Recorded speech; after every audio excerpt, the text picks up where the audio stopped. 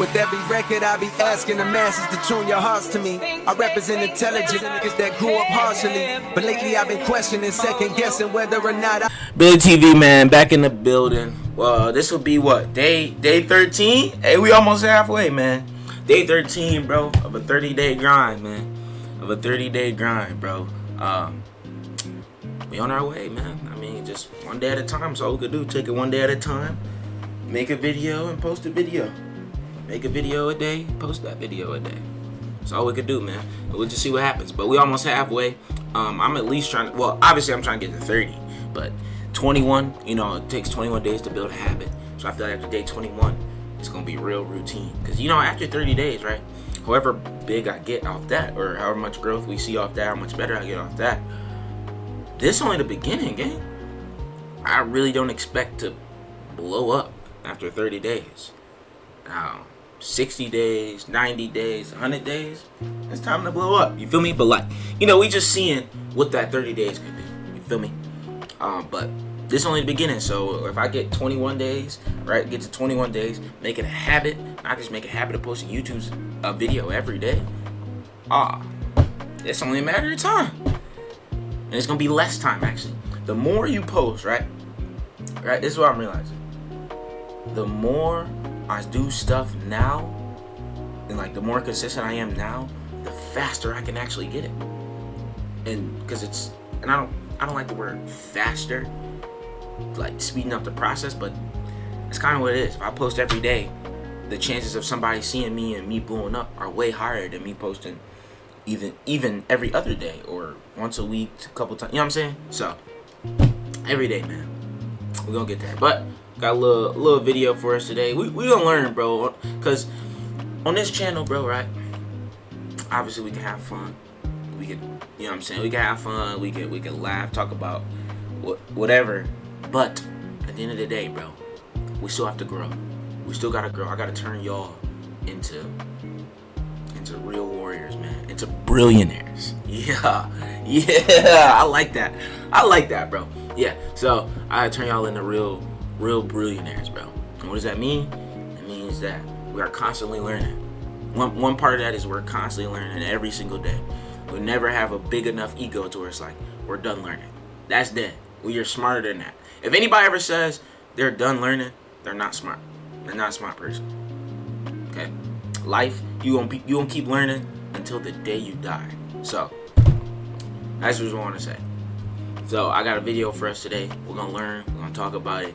I'm gonna say how I feel, some stuff maybe I need to work on or whatever, and it is what it is. And we're gonna learn. We're gonna get better, and we're gonna come back tomorrow. We're gonna be a better people.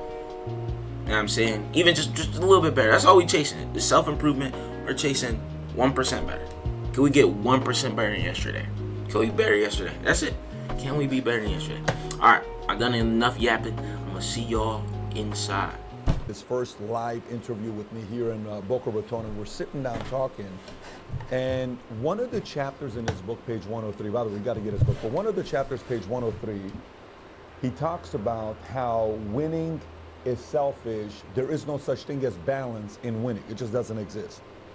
And he tells the story. He says one day he's packing his bags, he's getting ready to go on the road, and he's traveling, right? He's packing all this stuff and he's getting ready to go. And his 5-year-old daughter looks at him and says, "Daddy, where are you going?" He says, "Daddy's traveling." And the 5-year-old daughter at the time says, "Why do you have to travel so much?" And Tim says, "I have to travel a lot because Daddy travels so I can take care of you, Mommy, so I can put food on the table." And he says his 5-year-old daughter takes a break, looks away, and then she comes back and looks at his daddy. And he says, "When I heard these words of love," he says, "it's the most difficult words I've ever heard in my entire life." That's what he says in his book. I'm prefacing what he's saying, but that's pretty much what he's talking about with the statement that she made to him. Daughter looks at Tim and says, "Hey, Daddy, if I eat less, will you stay home more?" Damn. Did you hear what I just said? She said, "If I eat less, will you stay home more?" I couldn't imagine my kids. She's trying to say, what if I eat less so you can stay with me more often? Damn. I asked him this question, and I'm reading his book. Tim is sitting right in front of me. You'll see it at the interview when it comes out on May 19th. He's emotional. I'm emotional. I got a 4-year-old daughter, soon to be 5 in the next few weeks. I got a 9-year-old and I got a 7-year-old, right? And these are my kids. I love these guys. I said, how did you handle that? He says, it wasn't easy. He says, I thought about it all day long. He said, but I packed the bags and I still went on the road because I was traveling with Michael for 15 years. That's what he was doing, constantly being with Michael all the time, right? He's traveling. He says, all I thought about is her. He says, years later, I asked her, I said, hey, I want to explain to you why I did what I did. And the daughter says, you don't have to explain to me that. I know exactly why you did what you did.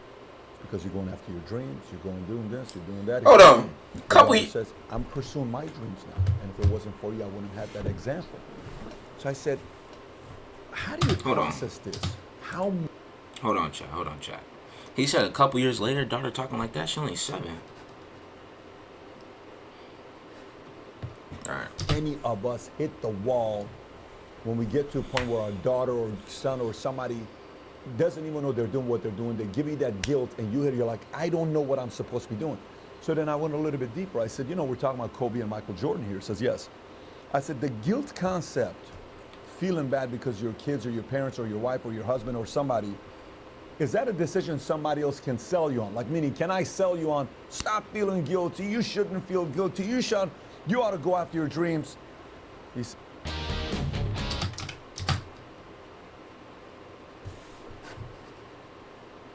said, no, it's a decision only you can make. I said, I agree. Never try to convince somebody to spend less time with their wife or their kids or anything. It's more a decision you got to make. So I said, let me tell you a story. We went to Louis Bastien. We were eating there. It was myself, himself, and Sherry, and we had a great time. One of the best lunches we ever had. We had a very good connection together, and I said, I'm going to tell you a story about my dad. He says, yeah, what's that? I said, when I first had my son, Patrick Tico, he was 6 months old or something like that, and I went to my dad. I said, Dad, when I was living in Iran with you, you would travel, you would work 6 days out of the week, and you would leave 5 a.m. in the morning, and you'd come home at 8:30, and you expected us to be in bed by 8 o'clock because your standards, so we wouldn't see you but Fridays. In Iran, Friday was the Saturday or Sunday of here. I said, and on Sundays, you were an early bird. You'd wake us up at 6. We'd go to Park Shahan Shahi. Then we'd go to church, a Syrian church. Then we'd go to grandma's house, eat her food. Then we'd come back home. You'd take a 2-hour nap. You'd listen to your music with the headphones you would put on with the old music he would listen to. Then he would come back, have dinner, watch a movie, and then we'd go to sleep, right? I said, when I calculate the days you spend with us in 10 years that we lived in Iran together when you and Mom were still together, it's 52 days a year. Times 10, 520 days out of 3,650 days.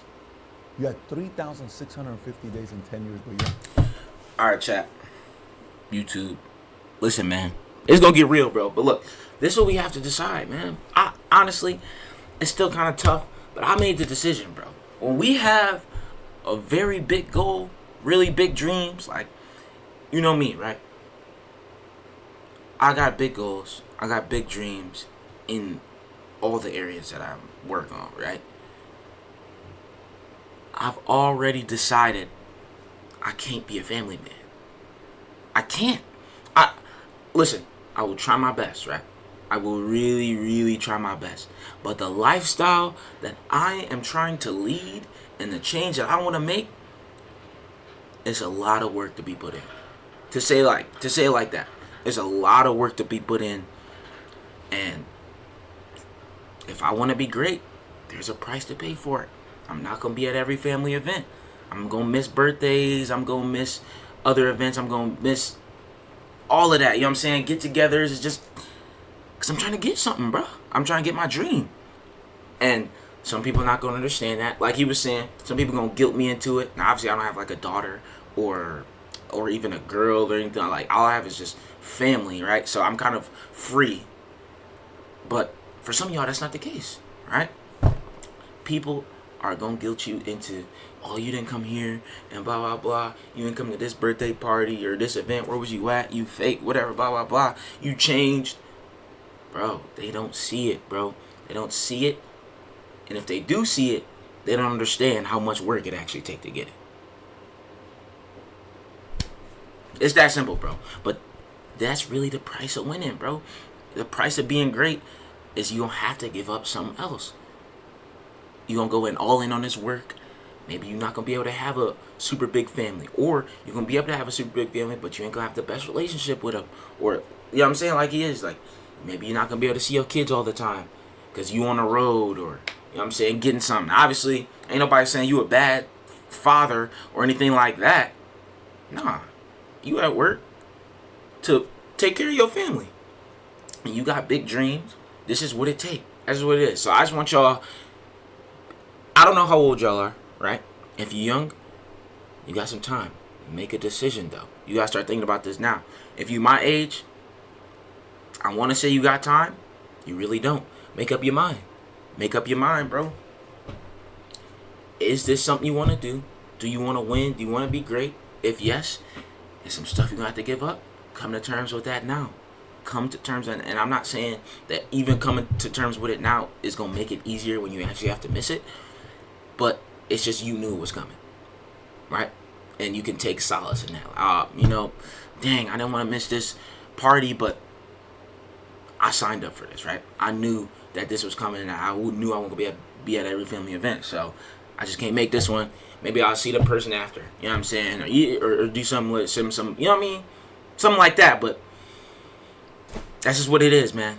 That's what it is. I've accepted it. Like, I know when I come back, or like when I go to family reunions, as much as I love family, and I love family, being a big family, when I go to family reunions, I'm gonna be the cousin that's barely around, and I hate that, right? This is what it is. This is what it is. I'm gonna be the cousin. I'm like, oh, dang, you Hollywood. You know what I'm saying? Yeah, shit, damn near. Damn near now. I like, you know, not like a, you know, switching up type of thing, but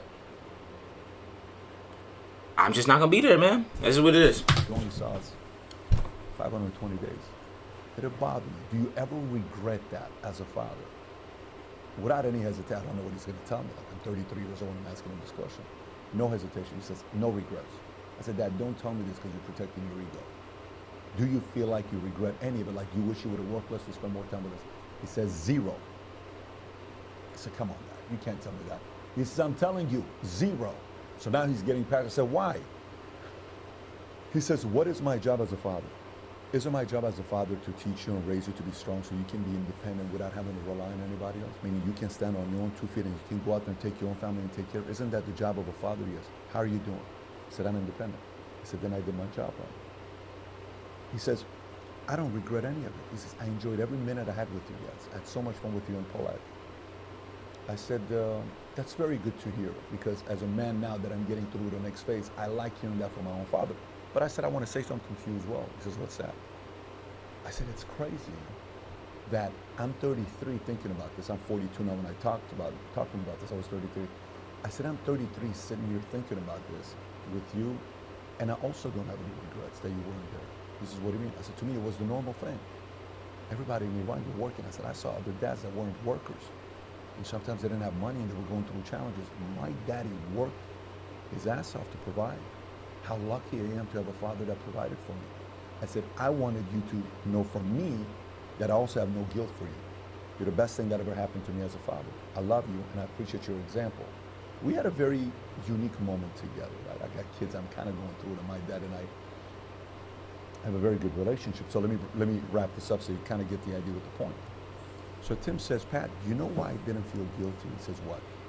He says, if you're away from your family or you're at a bar getting drunk, you're a bad dad if you're doing that, because you don't have moral authority. Why would you not spend time with your kids over drinking and going to a bar? Why would you not want to be there instead of going and hanging out and just doing other kind of stuff? Why wouldn't you want to spend more time with your kids, right? He didn't say you're a bad dad. The point he's trying to make is the fact that, hey, you have options. Why not go and spend time more with your kids? He said, but if you're away from your kids, you better make it count, and you better win. That is the only way they'll forgive you. If you use that time to win. This is why Kobe's kids loved him. This is why Michael's kids, this is why anybody that lives and performs at the highest level, at least the kids sit there and say, even though daddy was away, even though mommy was away, at least he or she used that time wisely to win.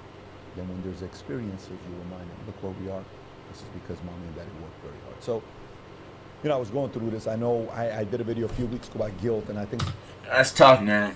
Use use your time away to win. That's tough. That's tough.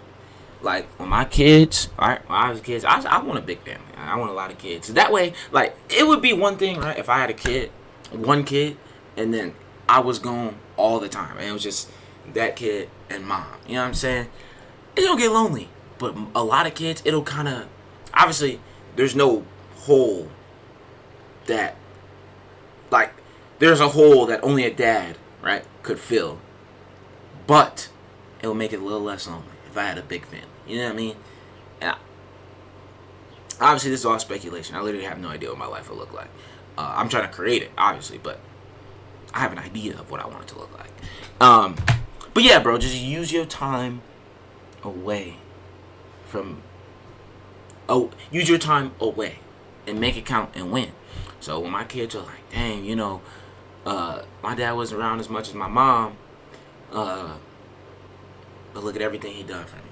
Look at all this food on the table. Look at this crib we sitting in. Look at the college I get to go to, the car I get to drive, the experiences I had, the places he took me, you know what I mean? Obviously, I was all this stuff because we still gonna be bonding. Like, all my sons gonna be hoopers. For sure. For sure. YouTube. Let's get up the way right now.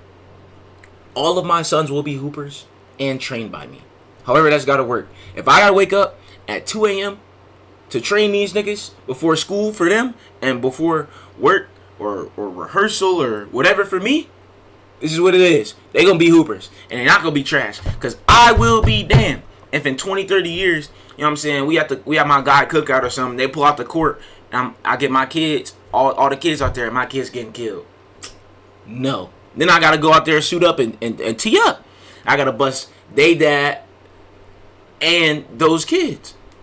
I don't want to do all that with my kids, but hey, man, handle my light work, bro. You already know what to do. So, yeah, man. It's a topic that a lot of entrepreneurs and executives struggle with. I wanted to kind of share with you what happened today because this was something that I shared with a few all day today. I've been sharing this story because it's an incredible part of the book that I think everybody needs to read about, and hopefully it makes kind of an impact for you as it did for me, because I do know as an entrepreneur, executive-driven person, at one point, you're going to hit that wall where that guilt's going to be felt. And anybody and everybody can give you advice. I can tell you what to do, but at the end of the day, you have to make that decision yourself. I made my choice to go after my vision because long term, I'd like to be able to set up a position where these kids are in business with me in many, many different ways. They don't have to do the same thing, all three of them, but I like long term for our family. Hey, look, so this reminds me. So I was in New York and I seen this musical called the Neil Diamond musical. If you don't know who Neil Diamond is, he's the one who wrote the song Sweet Caroline. Sweet Caroline. Bum, bum, bum. So anyway, they made a musical about him, like literally a damn near biography about him, but made into a musical. And I was sitting there watching it, and it was talking about how he became like famous really quickly, and then like and was gone, right? He was on the road a lot, performing and sold out arenas and doing all, you know, just doing everything a songwriter would do. Singer, songwriter, famous, you know what I mean? Just out, gone, working, catching every opportunity, right? He ended up having 3 divorces. I think he had 3 divorces and then married 4 times. Married 4 times and 3 divorces. And because his first 3 wives, they just wanted like attention from him that he couldn't give because he was gone. He was on the road, you know what I'm saying, doing his thing. And they just didn't want to sit at the crib and either raise some kids or just sit at the crib. And sometimes, obviously, you go on the road with them, but other times you can't. Because, you know, your wife, she got her own life. She want to stay and, you know, she probably got her own job or, you know, whatever. So he had three different divorces. And I realized that I'm not going to have 3 different divorces and 4 wives, but that's the kind of life I'm trying to lead. I'm trying to be great, right? I'm trying to be everywhere in... I don't know if I'll ever become like a singer or anything like that. Like well, okay. I guess that's a lie. But that's a life I'm trying to lead. I'm trying to be great in all aspects. I want to travel the world. I want to speak in different places. I want to perform in different places, sold out arenas, whatever it is. And I feel like I want to catch damn near every opportunity, as long as it's right for me and God willing, obviously. But I want to catch every opportunity, and I need a girl, a wife, that's gonna be able to understand that. So either she's gonna have to be ambitious like me to even understand my mindset, or she's gonna have to be okay with being at the crib, with being at, or she gotta be at the crib, right? Like she do whatever she want, but like she got to be okay with being a housewife. Obviously gonna be well taken care of for sure, and I'm gonna do everything I gotta do. But they just gotta understand that part. And then it's tough because you already know how girls are, bro. All they want is attention, all the damn time. That's it. I can't give girls a lot of attention now, and I ain't made it yet. Imagine when I make it. Imagine when I make it, how much less time I'm in. I don't even have a lot of time now. Like YouTube, bro. If you were to ask some of the people close to me, or even people that just know of me now, they're like, hey, bro, is Jabril a busy person? Without a doubt, no hezzy. They gonna say yes. They gonna say yes. Yeah, he's busy doing stuff all the time. All the time, bro. And that's just what it is. So I need my girl to be able to understand that, so we can lock in and become a power couple. To be closer, simply because the decisions Daddy's making today. So having said that, look, I think to the right person, this is a video that can probably impact your life and start thinking about some of the bigger decisions you need to make in your life. But if you did, Got some decisions to make. Y'all got some decisions to make. What y'all gonna do? What y'all gonna do, man? What do you wanna do? Start thinking about it. You don't have to come to a decision or an answer right now. But at some point you do. And then you gotta make a decision and go with it. If you get into it and you don't like it, I would say see it through as best you can. But there's also points where you do gotta just be like, okay, this ain't it. I tried, it's not working. Let's pivot. Try something else. Try it the other way. You mean? But so yeah, y'all got some thinking to do. Y'all got some decisions to make. I hope y'all enjoyed the video and you learned something. Like, comment, subscribe if you want to see more like this. Subscribe to the channel. This is day 13. Only up from here. Only up from here. Alright, YouTube. I love you niggas. Y'all be safe, man. I'm gonna get up with y'all.